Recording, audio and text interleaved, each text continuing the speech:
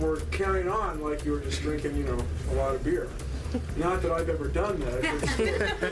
And so let me ask you this: do you think it would change the way you drink in the future? You could still have fun without getting drunk. That might be one conclusion. So I just noticed as soon as you guys found out, nobody's drinking anymore. Ray, big meeting in 15 minutes. Come on, put your game face on. Let's go. Oh, okay.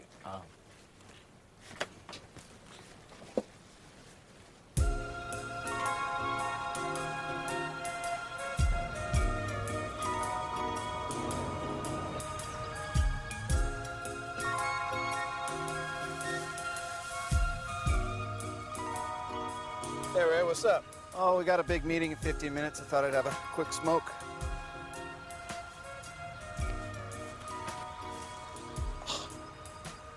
Oh, geez, I guess I left them on my desk. That was my last one.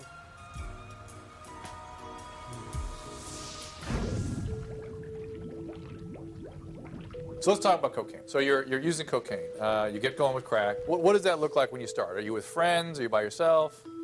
In the beginning, you're with friends. You're with friends. You're hanging out. You're at a party. You start smoking crack. The first time you take a hit, the first hit of that binge, how's that feel? Awesome. How about the second? How about the second hit? How's that feel? Not quite as bad. Not quite as good. How about the 100th hit? You're just kind of like, why am I even doing this? That's the insanity. Let's say now we're about 36 hours into this. Where are you? Underneath the table. Underneath the table. Closet. Locked in a motel room. Brightly lit with the curtains open? No. Who's with you? Nobody. You're by yourself.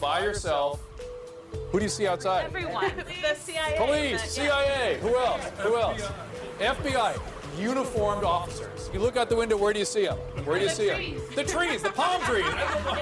You're in a dark room with a single light bulb, your fingers are burned, you're under the table, you're looking out at the LAPD and the palm trees.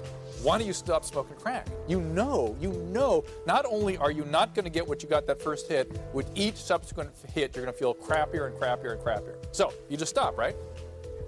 No, when do you stop? You can't. When you can't get it anymore, that's when they stop. They know hit number 2 that they're heading down this path to just misery. Can't stop. There's nothing that anyone can do, say, or no way can they really help you stop until you decide inside for yourself, I've had it. One has to be sick and tired of being sick and tired. When you get tired of just getting ran over by a truck every day. It doesn't matter the level of losses, the level of death, the level of financial, how many times have people been to prison? When is it enough? You just have to be done. If all I had to do was convince addicts they needed to stop, my job would be very easy. Yeah. The problem is I get them on their knees begging for some help with stopping. Mm-hmm. Their lives are being destroyed. They want to stop in the most sincere way they know. Can't do it.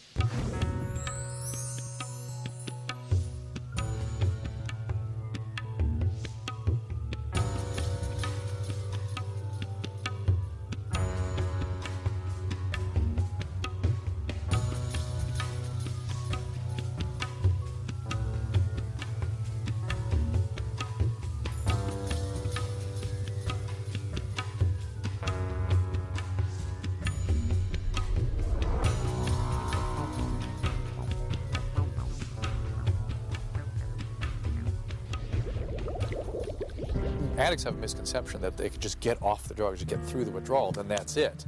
But no, the hardest part is staying off the drug. And some of that is a result of the chronic changes the brain is in, which the real significant changes, the feeling of loss, and irritability, and mood lability, goes about a year. Pinsky's rule is 1 year. Pinsky's rule. Pinsky's rule takes 1 year to get the brain back to normal after addiction. And by normal, it's still never really normal because they always have drives that are activated by cues or exposure to these chemicals. I have a drug counselor in an outpatient program who always says to me, your addiction is sitting in that corner over there doing one-armed push-ups. He's just waiting. Yeah, that's what I'm saying.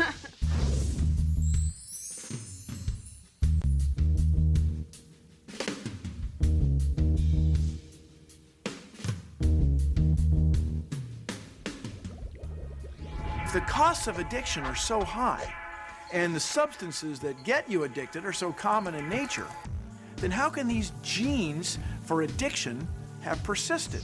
Why weren't these people selected out by evolution? Well, nobody knows for sure, but there must be a reason. And there are some pretty interesting theories. The addicts I know are rich, phenomenal, intelligent, interesting human beings. Bright, brighter than average. This cannot be all bad. There must be something here that has caused this gene to be perpetuated. It should have burned out centuries ago if it really was just all about a disease.